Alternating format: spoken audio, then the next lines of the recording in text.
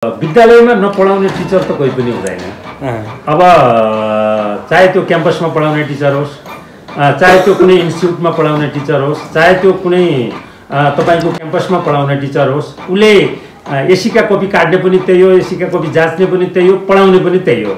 मात्रै कुरा के हो भने यहाँका विद्यार्थीहरूलाई हामीले पढायौँ भने हामीले नै कक्षा कोठाभित्र पढायौँ अनि हामीले ट्युसन पढायौँ भने त्यो विश्वास नहुने कुरा मात्रै हो। यहाँको चाहिँ लैङ्गिक विभेद, यहाँको चाहिँ उमेर नपुगेर बिहा गर्ने जुन संस्कार छ यसलाई अन्त्य गरिकन र जुन चाहिँ कुलतमा रहनुभएका अभिभावकज्यूहरू हुनुहुन्छ, यहाँ चाहिँ विद्यार्थी एकातिर हुन्छ, अभिभावकज्यूहरू 6-7 बजेसम्म एउटा मदिरापान गरेर जाने, आफ्ना बालबालिकाको अवस्थाको बारेमा कति बजे सुत्छ, कति बजे खान्छ, कति बजे सुत्छ, उसको गतिविधि के छ भनेर एउटा चाहिँ निहाल दिनको लागि म आदरणीय अभिभावकज्यूहरूलाई हार्दिक अनुरोध गर्न चाहन्छु। र विद्यार्थीहरूको शैक्षिक अवस्था खस्किँदो छ, किन शिक्षा सेवा आयोगमा किन विभिन्न किसिमका लाइसेन्सका परीक्षामा सोचे जस्तो भने जस्तो कर्णाली प्रदेशले रिजल्ट दिन सकिरहेको छैन भन्ने विषयमा हामी चिन्तित छौँ। धन्यवाद पहिला त सीता माध्यमिक विद्यालय परिवारको तर्फबाट कर्णाली कचहरी र मेरा पूर्व विद्यार्थी शक्ति परिवारलाई समग्र शैक्षिक उन्नयनका लागि, शैक्षिक विकासका लागि, शैक्षिक अवस्थाका लागि अहिले चिन्ताको विषय बनेको छ। गत वर्षको एसी परीक्षा पश्चात हामीले यो खालको रिजल्ट आउनमा कुन कुन पक्षको गुण र दोष छ, कुन कुन पक्षले अब कसरी सुधारेर जानुपर्छ भनेर हामीले राष्ट्रिय स्तरमै एउटा बहसको विषय बन्यो। त्यसपछि पनि हामीले जुम्ला जिल्लामा गत वर्षको एसीको नतिजालाई लिएर हामीले जिल्ला शिक्षा समन्वय लगायतका अफिसहरूमा सम्पूर्ण विद्यालयका प्रधानाध्यापकज्यूहरू, शिक्षासँग सरोकार राख्ने अधिकृतज्यूहरूसँग हाम्रो छलफल भयो। अहिले किन विद्यार्थीहरूको शैक्षिक अवस्था खस्किँदो छ, किन शिक्षा सेवा आयोगमा किन विभिन्न किसिमका लाइसेन्सका परीक्षामा सोचे जस्तो भने जस्तो कर्णाली प्रदेशले रिजल्ट दिन सकिरहेको छैन भन्ने विषयमा हामी चिन्तित छौँ। समग्रको शिक्षा प्रणाली, यदि शिक्षा प्रणालीलाई, शिक्षा ऐनलाई हामीले समयमा संशोधन गर्न सकेनौँ, विद्यालय शिक्षा विधेयकलाई जारी गरेर विद्यमान शिक्षा क्षेत्रभित्र रहेका समस्याहरूलाई समाधान गर्न सकेनौँ भने जुन हामीले सोचेको शिक्षा प्रणाली हो, सोचेको शिक्षा उपलब्धि हो, त्यो हामीले उपलब्ध गर्न सक्दैनौँ। अहिले एसीको मुखमा शिक्षकहरू आन्दोलित छन्। शिक्षकहरूलाई कक्षा कोठामा अहिले पठन पाठन गर्नुपर्ने बेलामा हामीलाई सडकमा धकेलिएको छ। विगतमा नेपाल सरकार र शिक्षा मन्त्रालयसँग अनि गएर विभिन्न घटक संस्थाका, शिक्षक घटक संस्थाका प्रतिनिधिहरूसँग सम्झौता गरेका कुराहरूलाई लागू गर पञ्चायत कालको शिक्षा ऐन 2028लाई टेकेर अहिलेको आधुनिक जमानामा जुन चाहिँ शिक्षा प्रणाली सञ्चालन गर्छु भन्ने राज्यका शासकको मनसाय छ, यसको विरुद्धमा हामी लागिरहेका छौँ। त्यसको असर हाम्रो विद्यालयमा पनि परेको छ। अहिले यहाँले सोध्नुभयो तपाईँको विद्यालयको शैक्षिक अवस्था कस्तो छ भन्ने कुरा। मेरो विद्यालयको शैक्षिक अवस्था समग्रमा ठिक छ। हामीले सोचे जस्तो 1 कक्षादेखि 12 कक्षासम्म सञ्चालन भएको विद्यालयमा पर्याप्त मात्रामा विद्यार्थी अनुपात, शिक्षक दरबन्दी छैन भनेको विषयगत टिचरको व्यवस्था राज्यले गर्न सकिरहेको छैन।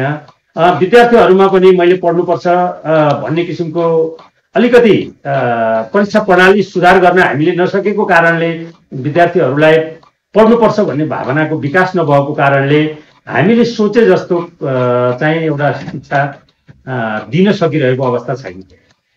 जस्तो अहिले यहाँ निरा गाउँपालिका छ, यो शिक्षालाई चाहिँ राम्रो गर्नुपर्छ, यसलाई चाहिँ सुधार्नुपर्छ भन्ने गाउँपालिकाबाट कतिको पहल भइरहेछ?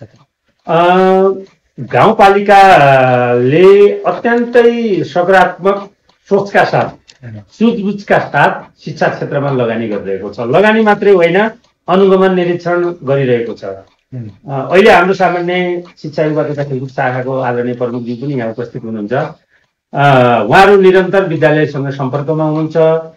प्रधानाध्यापकहरूको बैठक, सेमिनार, गोष्ठीहरू भइरहेका छन्।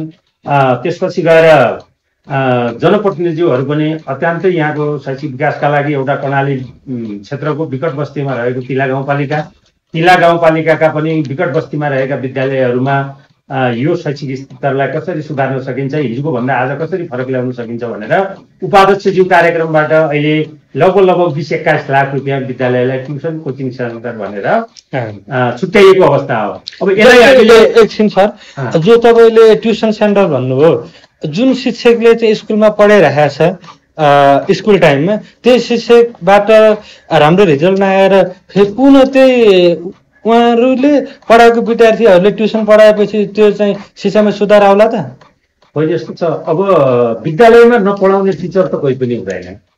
अब चाहे त्यो क्याम्पसमा पढाउने टिचर होस्, चाहे त्यो कुनै इन्स्टिट्युटमा पढाउने टिचर होस्, चाहे त्यो कुनै तपाईँको क्याम्पसमा पढाउने टिचर होस्, उसले एसीका कपी काट्ने पनि त्यही हो, एसीका कपी जाँच्ने पनि त्यही हो, पढाउने पनि त्यही हो।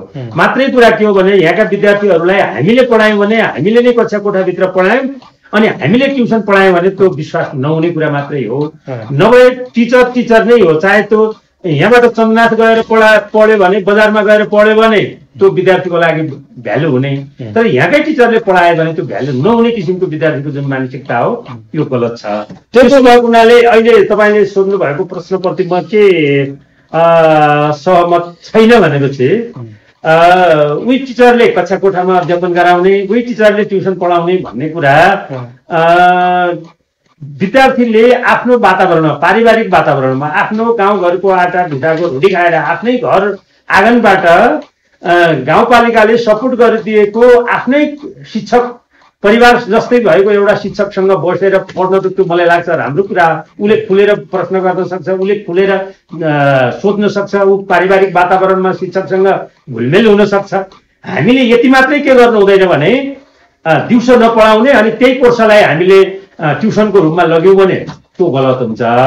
हामीले एसीको कन्टेन्ट अनुसार, एसीको पाठ्यक्रम पाठ्यवस्तुको मर्म अनुसार हामीले चाहिँ छुट्टै कन्टेन्ट बनाएर हामीले पढाउनु पर्दछ। यदि त्यो कहीँ कतैबाट भएको छ भने त्यो गलत हो।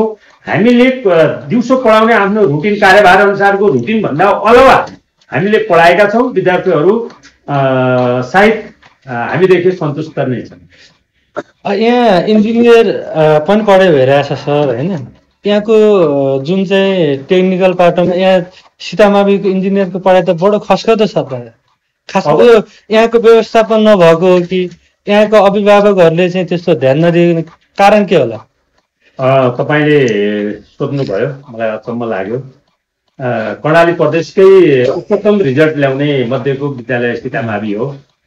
यहाँ चाहिँ मैले पहिलो सेमिस्टरमै मैले लगभग यो विद्यालयबाट 90% रिजल्ट आएको छ र विद्यार्थीहरू 90% रिजल्ट ल्याएर पास भएका छन्। अब समस्या के हो भने कर्णाली प्राविधिक शिक्षालयमा 40 कोठा खोल्यो भने त्यहाँ कम्तीमा पनि 500-700 जनाको प्रतिस्पर्धा हुन्छ। 500-700 जनाबाट प्रतिस्पर्धा गराइकन 40 जना छनौट भएर आउने विद्यार्थी जो हुन् ती उत्कृष्ट विद्यार्थी हुन्छन् र तिनीहरूलाई पढाउन पनि टिचरहरूलाई सजिलो हुन्छ। गाउँघरमा के हुन्छ भने अघि मैले भने गाउँघरको सबै कुरा विश्वास हुँदैन विद्यार्थीहरूलाई।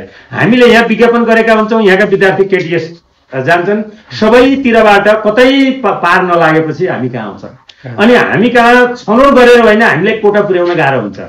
हामीले खोजेर कहीँ कतै काम नलागेका विद्यार्थीहरूलाई यहाँ चाहिँ कोटा पुर्याउनु पर्ने हुन्छ, कोटा पनि पुग्दैन अनि तिनी विद्यार्थीले हामीले अध्यापन गराउनु पर्ने हुन्छ जो तपाईँको एउटा 11-12 कक्षाको चाहिँ इन्ट्रान्स परीक्षामा पनि फेल भएर आएका विद्यार्थीलाई। त्यसो भएको हुनाले अब तिनी विद्यार्थीहरूको बिचमा रहेर हामीले पढाउन कठिन छ। तथापि पनि हाम्रो विद्यालयको रिजल्ट तपाईँले बुझ्न सक्नुहुन्छ। मैले यो कुर्सीबाट झुटा बोल्नु हुँदैन, त्यो रिजल्ट र परिणामले जनाउने कुरा हो। मेरो अहिले एउटा ब्याच गयो, 6औं सेमिस्टरमा मेरो 90% रिजल्ट आएको छ। अन्य सेमिस्टरहरूको पनि मेरो रिजल्ट राम्रो छ। परीक्षा केटीएसमा हुन्छ। केटीएस जस्तो एउटा भौतिक सम्पन्न शिक्षक विद्यार्थी सबै सम्पन्नता भएको विद्यालयको र हाम्रो बिचको जुन विद्यार्थीहरूको प्रतिस्पर्धासँगै हुन्छ। पोजिसन एउटै हो, तथापि पनि हामीले अभावका बिचमा पढाएका भौतिक सम्पन्नता छैन, शिक्षकको सम्पन्नता छैन, शैक्षिक सामग्रीको सम्पन्नता छैन। यो बिचमा रहेर जुन हामीले पढाइरहेका छौँ र विद्यार्थीको जुन रिजल्ट आइरहेको छ यसमा हामी सन्तुष्ट छौँ। अब रह्यो नपढ्ने विद्यार्थीहरूले बाहिर मार्केटमा बजारमा त जे हल्ला गर्दै पनि हुन्छ। हामी चाहिँ हाम्रो विद्यालयको रिजल्टप्रति हाम्रो विद्यालयको पढाइप्रति हामी सन्तुष्ट छौँ। किनभने इन्जिनियर पास गरेका 2 जना हामीले फुल टाइम टिचर राखेको छु मैले मासिक तलब दिएर। 2 जना चाहिँ फुल टाइम टिचरहरू हुनुहुन्छ भने केमिस्ट्री फिजिक्स र अन्य पढाउने टिचरहरूलाई मैले प्रति घन्टी दिएर पढाइरहेको छु भने विद्यालयले कहाँनिर मिस्टेक गरिरहेको छ भन्ने कुरा मलाई लाग्दैन। हस्, धन्यवाद। अब जाँदा जाँदै के भन्न चाहनुहुन्छ? म जाँदा जाँदै तपाईँको यो युट्युब च्यानल र कर्णाली कचहरी मार्फत म चाहिँ यहाँका अभिभावकज्यूहरूलाई, यहाँका विद्यार्थीहरूलाई, अब हामीले अल्मलिने अवस्था आएको छैन। वैदेशिक रोजगारतिर जाने भन्दा पनि आफ्नो उद्योगसँग जोडिने, रोजगारसँग जोडिने, अर्थतन्त्रसँग जोडिने मैले पढ्नुपर्छ र मैले मेरा लागि मात्रै होइन, समाजका लागि, गाउँका लागि, ठाउँका लागि हाम्रा केही कुलतहरू छौँ भने अब छोड्नुपर्छ।